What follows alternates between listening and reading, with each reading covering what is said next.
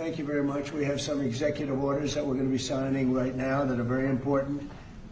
They're really redos from some horrible mistakes made by Biden and his group, and we're changing them back so that we can lead a normal life, a good life, and they're actually very important. And from the standpoint of lifestyle, they're very important. So I'd ask Will to maybe explain them, and we'll ask some of our congressmen and senators to say a few words.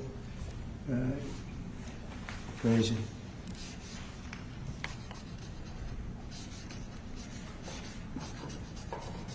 Hey, Gary, hold that up. Brian, hold that up. You guys were great. Thank you, Mr. President. No